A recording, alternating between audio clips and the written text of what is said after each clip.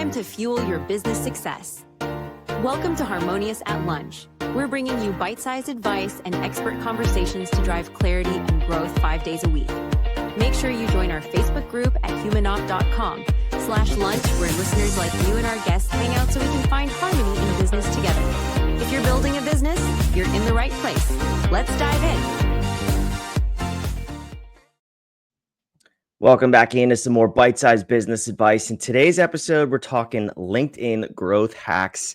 I always love these episodes, mostly because I can't stand LinkedIn, because I personally can't figure it out. I'm pretty sure our guest, though, has figured it out, and he's written a book on the topic, too. So we're going to dive in here. Al Kushner, welcome to the show, and thank you for being here. Thank you. Thank you for the opportunity. So let's get this out of the way. Have you figured out LinkedIn? Can you help us today? Because I certainly cannot help the audience. Well, for starters, I always recommend people to optimize their profile because you don't get a second chance to make a good first impression. So you really want to stress getting your headshots in order. You want to make sure your background images look professional. I've used services like Canva, which is awesome at graphics. So there's no excuse not to have a great profile. And once you have that started, then you can move forward with having a more richer experience on LinkedIn.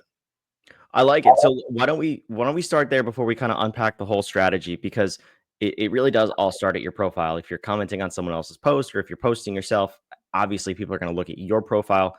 The first thing they're going to see right after your name is I don't even know what to call it, like your tagline, so to speak. So walk us through your actual profile page. What are the key sections, and what should we be focused on improving or conveying to our target audience? Well, I guess it just depends on, what your profile is all about. I mean, if you're looking for a job, for example, or you're a professional that looking to acquire clients, it depends on everybody's situation. So the important thing to note is that you want to have as much information to make someone decide to connect with you, and what I find what's important is to look at certain keywords that are very optimal for being found on LinkedIn. In my particular profile, I indicate that I'm an independent LinkedIn growth strategist. I also worked on content strategy advisor, executive branding consultant, client retention expert, award-winning author. These are examples that I put as part of the headline to really stand out and make someone decide that maybe this person is worth connecting to. So that's just one example to use when you want to make a positive impression. Okay, that's a good start. And now so those keywords, you're embedding them in your tagline, in the kind of about section. The headline, basically, where you have your name, and underneath that there's an area where you can do up to 55 words, I believe.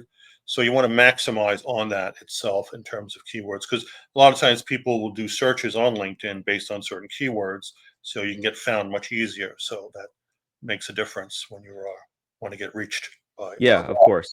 Okay, so then let's before we move forward, I'll just refine who we're talking to. So it's business owners, entrepreneurs, and people looking to be thought leaders. So looking to acquire business off LinkedIn, or through thought leadership, then acquire business or attention or followers. Not a whole lot of people, if any, looking to find jobs, listening to this show at least.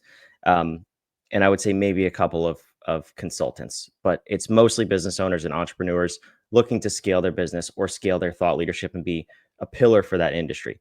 So that being said, moving forward, once we optimize our profile for whatever our target is, whatever our intention is, what do we go into next with your strategy? What's the next place we look at?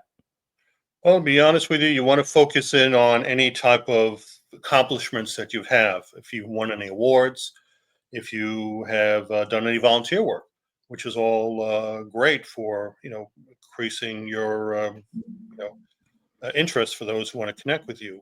Those are a lot of things people leave off. Your skills, for example, you can do up to 100 skills and have people, for example, if they like you, they may check off a skill that helps to enhance more trustability, you might say. But most important, I look at is recommendations. That is crucial for any type of, I would say, if you want to build trust, if you want to become a thought leader, okay, you have to demonstrate that you have helped others or others have worked with you and made you um, someone that they would consider working with. And that really is something that people neglect. And that should not be. That should be your priority when building a LinkedIn profile. So that would be something to look at. So are you asking for these recommendations? God, you mean you can't recommend yourself. You could, but it's a little weird. Oh, But yes. who are you asking for these recommendations? Because I that matters too, right? If you just get recommendations from your mom, that's pretty obvious that that's it's Well, not then, exactly what people are going to use as a buying decision. no, but people, if you're connecting with people on LinkedIn and you work with them and they're happy with your services, there's no reason why you can't reach out to them and say, ask for some kind words. That's really very simple. And a lot of times they'll be responsive to that. And you just have to be more proactive in doing it because people in general are not going to go ahead and leave a review for someone unless you request it, and you can do that by using LinkedIn to request a recommendation. So that's definitely a great plus. Yeah, it's a good strategy. I know some people, and you could tell because they're committed to growing LinkedIn for themselves, and it's a platform that they focus on. They will, even after meeting with me for a quick coffee chat, they'll immediately go to LinkedIn, select one of my skills, and make a recommendation based on it. That stuff's always fantastic, but the majority of people are not voluntarily going to do that. So it's good advice to go request that stuff and do it in return too, right? Like don't be selfish on the platform. Go give it to other people so that you can then receive it in return. So moving on then, because Mhm. everything you're saying right now, while it's vitally important to start there, technically speaking, you could do that within a vacuum and no one could ever find your profile. So how do we get visible? How do we get out in front of people outside of just the search aspect and the keywords? Is it posting comments? Is it posting content? What's the best way, assuming people have not put any effort into growing their LinkedIn, to become visible and start acquiring content? Well, Contact, sorry. certainly creating articles, will definitely raise your awareness. You can actually do newsletters on LinkedIn. You can do up to 5 newsletters and use that to do an outreach. Whenever you post an article, people could subscribe to your newsletter and therefore always know that when you have something new, they'll be alerted, as opposed to just posting in general, which a lot of times people may not be alerted if they're not following you or what have you. That's one example. Join groups. There are plenty of groups on LinkedIn that you can join and you can be part of. And certainly that gives you also ability to connect with people who may be part of that group. And maybe you be accepted by that person who wants to connect with you because you're associated with a group that they are affiliated with. You can do a search on LinkedIn depending on your specialty. If you're an attorney, there are lawyer groups available. If you're an accountant, there are accounting groups, financial planners, and you can just do an outreach. And once you're accepted into the group, they may have thousands of members where you can post in the group itself and also raise your level of awareness. That's just another example. Videos are great for LinkedIn. Okay, that's the new hot thing nowadays. Where if you want to set yourself away from the competition, create a video. And the key thing is keep the videos under 90 seconds because you'll be able to get more impact that way. And people's attention span is pretty short. So you want to be able to put as much information within that time frame to get your message across. And I find it to be very effective in definitely raising your awareness and your ability to be a thought leader. I like that. Now, is there I don't want to say limit, but is there a sweet spot for the amount of content you should be posting on a weekly basis? I've heard from different people, even guests on this show. In the past, LinkedIn just wanted content. It was a beast you had to feed, right? And it didn't really care. Now it's more um, less is more, but quality is way more important than quantity. Where do you see the platform going, and what's an optimal amount of content to post every week? Well, I would say at least 3 times a week would be a good thing. That's what I do. And I post usually between Tuesdays and Thursdays in the morning between 8 and 10 a.m. Eastern Standard Time is a great time to post. And if you want to get more attention, post videos. That's going to make a difference because everyone is posting text and people are kind of getting tired of that, but when you got a video and you have something that really is impactful with a headline, you're going to definitely make a difference. You're going to move the needle to get more people interested in what you have to say. Yeah, reading is so 2015. I'm over it. I only want videos. Yeah, that's what it's all about. I mean, look at all the other channels, TikTok and YouTube. I mean, come on, that's the future. So you got to embrace that, and that's really where I see there's an opportunity available to set yourself apart by doing that. Yeah, I agree. So then that being said, you bring the other platforms into it. I see people posting the same thing on 5, 6 different platforms, and some do well, others don't. It, does that work, or do you really have to tailor the content? Is there a specific video format or style that seems to work best on LinkedIn?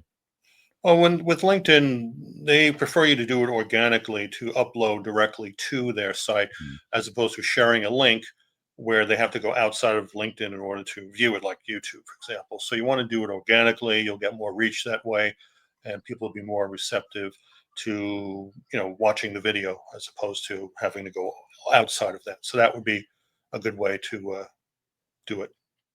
Yeah, but are people even, are they in a different headspace? I I've I mean, it's pretty obvious LinkedIn is for professionals and the business world in general. TikTok is not. I'm not going to TikTok to learn necessarily how to grow my business. I know the celebrity entrepreneurs are there pumping out content, but that's not exactly the content that does well on LinkedIn. So from that perspective, when you're creating videos for LinkedIn, is it more, like this, like a podcast versus just trying to grab your attention really quickly, like you would on maybe YouTube, Facebook, or TikTok? Is there a difference in that style content?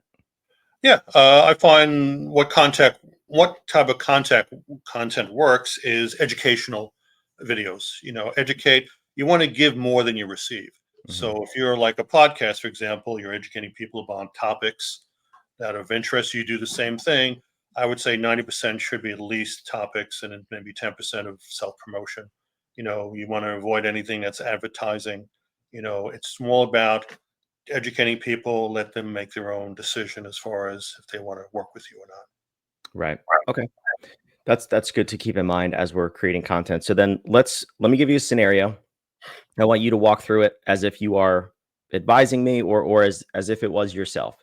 So the listeners of this show, let's say for someone who has not prioritized LinkedIn, they have, 5 to 600 connections, they're not really active on the platform. They know it's important, they want to grow, they want to become a thought leader in their space. In the vein of acquiring new contacts or new referral partners and new customers. So we have that foundation set. I can only give you, Al, 1 hour per week. I'll put the time in to set it up. So tell me what the setup needs to be first, and then I will only give you 1 hour per week after that to maintain and grow this platform. What exactly should I be doing if I'm that person? If I want to triple or quadruple my connections in the next 90 days? Easy. Get started with your newsletter. Okay, that you want to create content for. The amount of words in a newsletter could be about average 500 to 750 words on the average. Do at least once a week. Okay, you'll also get followers. So whenever you post, the individuals who are following you will receive that. And what's unique about LinkedIn is that they'll get that newsletter directly to their inbox, not just on LinkedIn, but also through their corporate emails or what have you. So it usually doesn't go to spam at all. It usually goes directly. So it'll be more impactful by doing that newsletter. And it doesn't take a lot of time to do that. You can, post it, do a newsletter on the weekend or something, and then just post it, schedule it in advance. Timing of the newsletter does work. So you want to time it between either Tuesdays or Thursdays in the mornings, when people are usually more receptive to reading that. That would be a great thing to have available. In addition to that, if you have people you're following, you can actually highlight those people that you're following and be notified when they post, and then reply to their posts, usually, hopefully, within the hour that they post, if not less.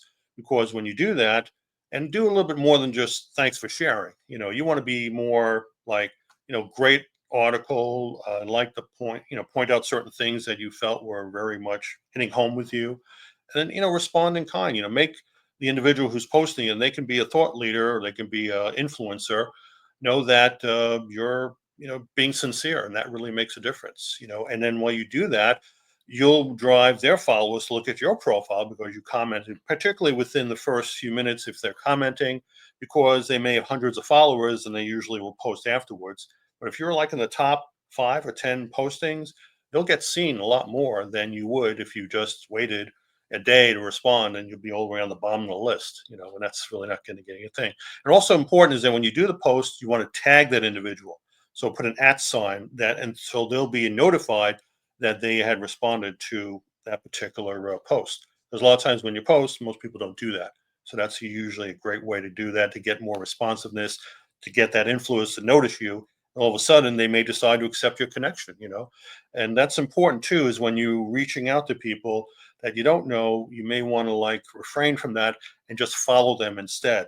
And then when they do some kind of comment, reply to that comment that may be more receptive. So when you do an outreach, they'll accept you because they know that, hey, you shared your feelings on my post, thanks for sharing. And people are more receptive to doing that way. So those are just some of the things you can do, and it doesn't take a lot of time at all during the week to do that and make that happen. All right. I like the strategy. So there you have it. If you're listening, if you want to grow your LinkedIn, if that sounded like you, the couple hundred followers, and you want to grow it, try that out for the next 30, 60, 90 days and see the results. And then I'm assuming, Al, you can help us beyond that point. You have a book coming out. So tell us a little bit about the book. I'll put your website on the screen here, and who should go buy this book. Well, anyone who wants to level up their game on LinkedIn, it has all the latest resources available for tools for creating content, for videos, for any type of creativity with art that you want to use artificial intelligence to your advantage. Because when you're creating content, that could be the most challenging because you have to think of ideas that may work, and tools like, let's say, ChatGPT or other uh, intelligent platforms can help you create that content. So the book kind of, educates people why you should do that, and some of the resources that are available that help you to become, pretty much the go-to person. And if you want to become a thought leader, these are the steps in the book that shows you how to really become that individual and really dominate the competition. Of course, you're competing with so many people out there for the same type of work, whether you're an accountant or an attorney or a financial planner. You have a lot of competition out there. You need to set yourself apart. Getting the right tools to help you do that will give you an edge over anyone else. And that's where the book really helps to give you that knowledge so you can become, a thought leader. You can become dominant on LinkedIn and have a better experience overall. Yeah, that's fantastic. So it's linkedvantage.com. The link is on the screen. It's in the show notes down below. All of Al's links are down below in the show notes. And I want to layer on top of this too, because we actually at HumanOp, we have a very unique tool. We've cracked the code on human beings and how to communicate effectively and authentically as yourself, but also with others. Our app is free, and we have an AI model baked into it that you can go use. So whatever content you create for LinkedIn, you can go filter it through the HumanOp app, through our AI, HAI, and it will tell you how to communicate most effectively as yourself and with your target audience. So couple that with Al's resources here, and you're going to be absolutely unstoppable on LinkedIn. Al, thanks for stopping by. I appreciate this conversation. Thank you. I appreciate the opportunity. For those of you watching or listening, wherever you are, go grab all those links down below in the show notes. Go grab a copy of the book, and we'll see you back tomorrow on another episode of Harmonious at Lunch. Another episode of Harmonious at Lunch in the books. I hope this episode made you think and you grabbed some actionable ideas to propel your business. Don't forget to like, comment your takeaways, and subscribe wherever you're listening so we can help more entrepreneurs just like you achieve harmony in their life and business.